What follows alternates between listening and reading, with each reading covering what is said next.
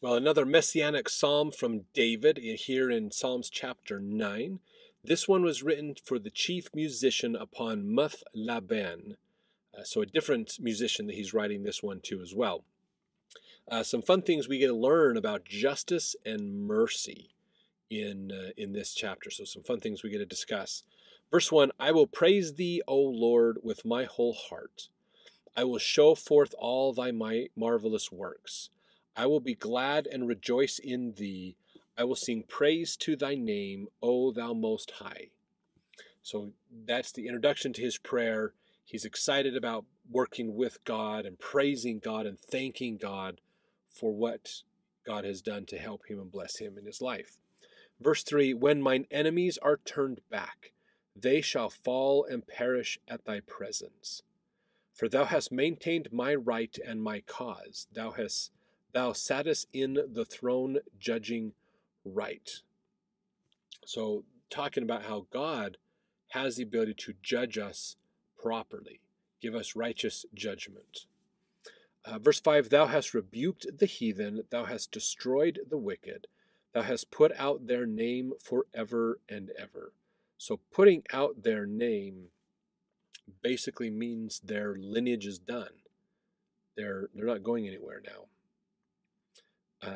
Their line, their descendancy is ended. They're not going to have any more descendants. Verse 6, O thou enemy, destructions are come to a perpetual end.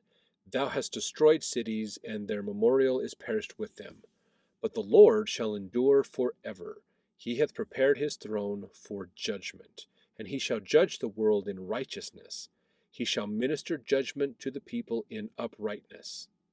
So he's mentioning here that the wicked have a temporary time of success where they can destroy things, cause death and destruction and problems for others, but there's an end to it. It's a finite experience.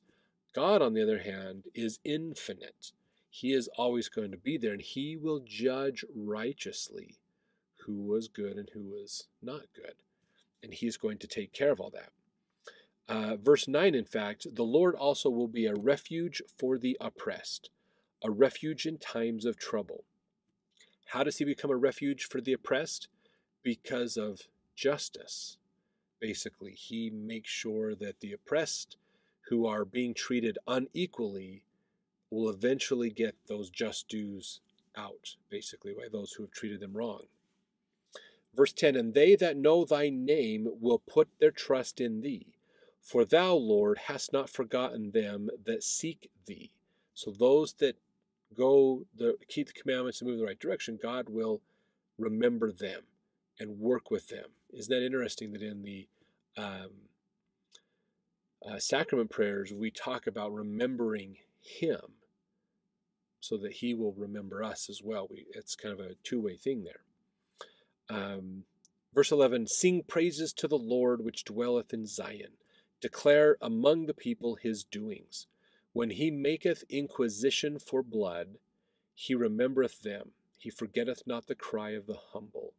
So again, when this life is treating you unjustly, God is the one that metes out the justice.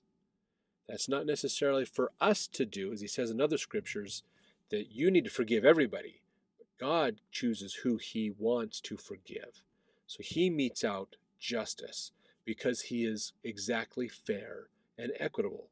Through the atonement of Jesus Christ, Christ knows us and he can measure the justice appropriately in keeping perfect balance of who we are and the challenges we face and the decisions and the results of those decisions that we have made. He knows exactly the right way to administer those two things. Now it's interesting that David is talking so much about justice on the wicked, meaning other people. Now when he turns to himself in here, in verse 13, he changes the tune here. He says, have mercy upon me, O Lord. Consider my trouble which I suffer of them that hate me, that thou liftest me up from the gates of death, that I may show forth all thy praise in the gates of the daughter of Zion. I will rejoice in thy salvation. So have mercy on me for helping me, not because necessarily give me mercy for my sins, as much as my life has been wronged by my enemies. Help me by giving justice to them in behalf of me. That's a mercy for me, even a tender mercy to help me out when that gets meted out and taken care of by God.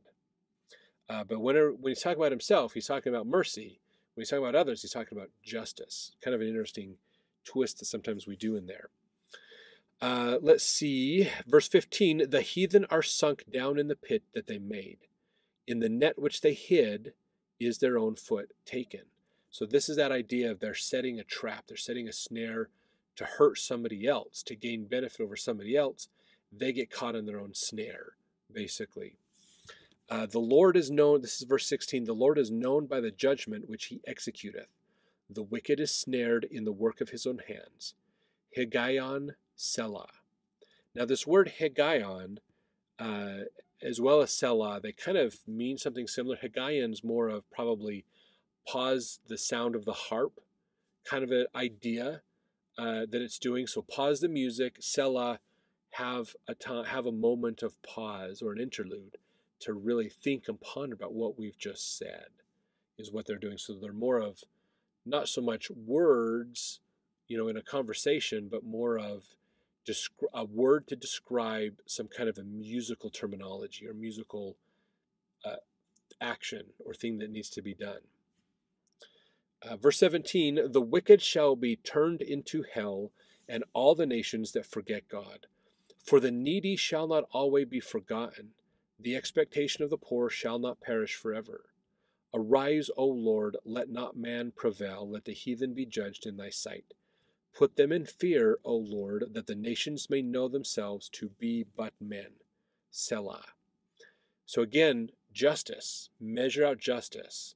Be merciful to those who have been persecuted in this life, who have had that unequalness in their life, but you bring that justice back to equalize everything out, is what he's getting at, basically. So some really good, interesting examples of that dynamic of justice and mercy in our life. So let's jump over to the next chapter as we continue learning from these Psalms.